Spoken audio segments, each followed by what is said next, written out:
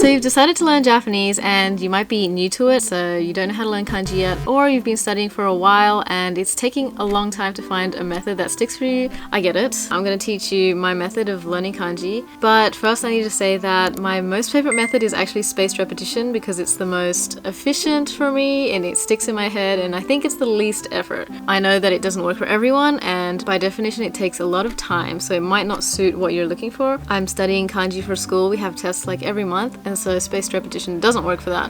So yeah, if you're interested in learning kanji this way, there's basically 5 steps. Definition, vocab, stroke order, pitch accent, and review. So I'm editing now and I just realized that I made this entire video without mentioning the kanji readings at all, and I know that sounds stupid, but let me quickly explain why. When I say I'm learning kanji, I'm actually learning words using that kanji. How would you learn words in English? Pretend the letter A is a kanji. You learn apple and auntie and soon realize the letter A may have different pronunciations. But I don't bother with trying to learn every single pronunciation of the letter A. I just learn a bunch of words and soon it makes sense on its own. If you're really interested, search up on and kun yomi, but I'm not teaching that in this video because when I tried to learn it, it just stunted my growth, so now I genuinely ignore it. I don't know if it's the right order, but if you're interested, keep on watching. Hi, welcome to my channel. If you're new, my name is Evie. If you're not new, welcome back. Thanks for coming. Get right into it. I'll teach you what I use to learn kanji. So I use this textbook. You don't need to use this textbook, but it's in a series and I really like this series, so I'll link it down below. Otherwise, you can get any textbook, any list of kanji, but I recommend you to learn them in an order of increasing difficulty. I studied my kanji pretty much in JLPT order, even though it wasn't just for the JLPT. It's just nicely organized, and so it's easier that way. Besides the textbook, I have 2 phone apps that I use, and I actually talked about them in my other video, Japanese and Jaccent. Besides from these apps, I need stationery, so pretty much 2 highlighters and 2 pens. Just makes studying more fun for me. So the way that this textbook works is that each chapter has like a different category, and it makes learning the kanji a little bit easier because then the words kind of relate to each other. Kanji is basically made up of little building blocks, and when the kanji are in the same category, they'll likely have the same parts, like in this example. Sorry if it's complicated, but I'm learning about animals right now. So the kanji for butterfly and mosquito both have the kanji for insect inside them. I love when that happens. So different categories like lifestyle, nature, culture, stuff like that.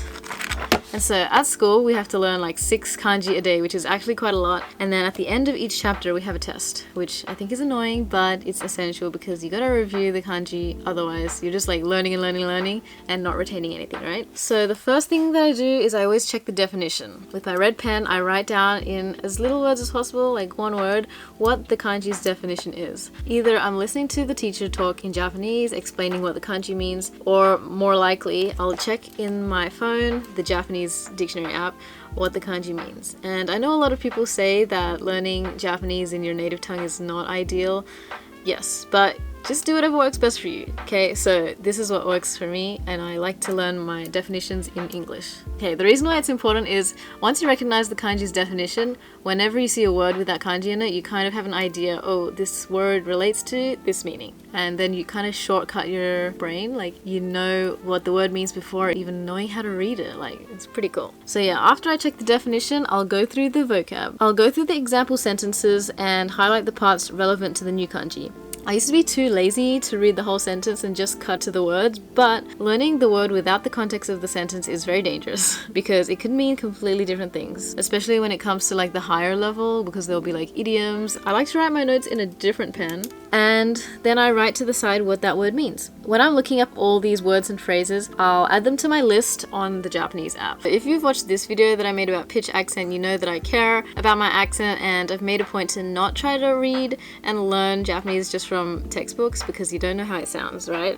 Luckily, I am learning this in class, and sometimes the Japanese teacher will enunciate and make an effort to tell us the accent, but if they don't, then I have to do it myself, and so that means I have to use my phone again and use Jaccent. So at the same time of learning these new words, I'll try to write down the pitch accent. This is where my other highlighter comes in handy. I'll basically just highlight on top of the word how the accent goes, whether it goes up or down, copying what it says in Jaccent or from what I just heard from the teacher. And I know Jaccent only has the accent for different words and not phrases, but it's definitely better than nothing. Moving on to stroke order. I know sometimes people do stroke order first. It doesn't really matter which order you do it in, but I usually leave it to the end if I have extra time, okay? Because I'm doing all this while the teacher's teaching, and sometimes I don't have enough time for the stroke order. But I think when you're just learning kanji, learning stroke order is way more important. And once you kind of learn the rules of like left to right, up to down, those kind of things, then you kind of get the gist of how to write kanji even if you've never written that one before.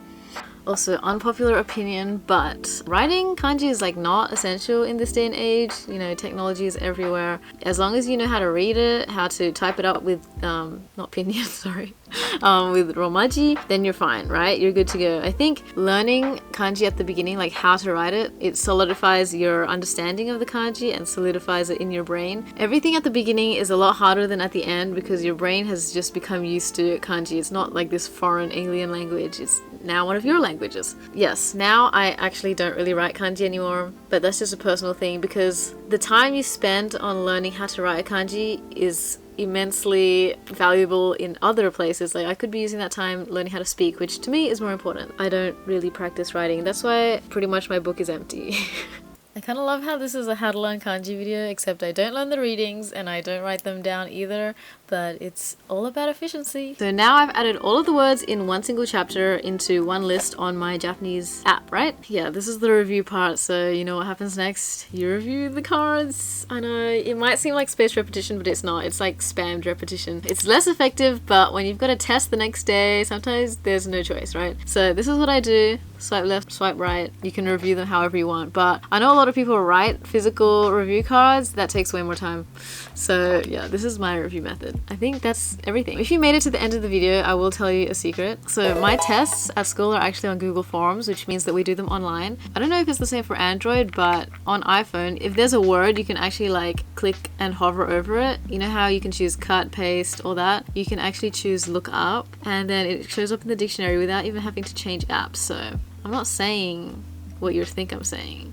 I'm just telling you that this is like a little phone hack. You deserve to know because you made it to the end of the video. So yeah, if anything I said here is useful for you, if you're now motivated to learn kanji, let me know in the comments. Give this video a like. If you're learning Japanese for JLPT, I compiled all of my little hacks that I needed to pass, and I actually did pass in one shot only. So if you're interested in how I did that, go check out my video and I'll see you there. Bye!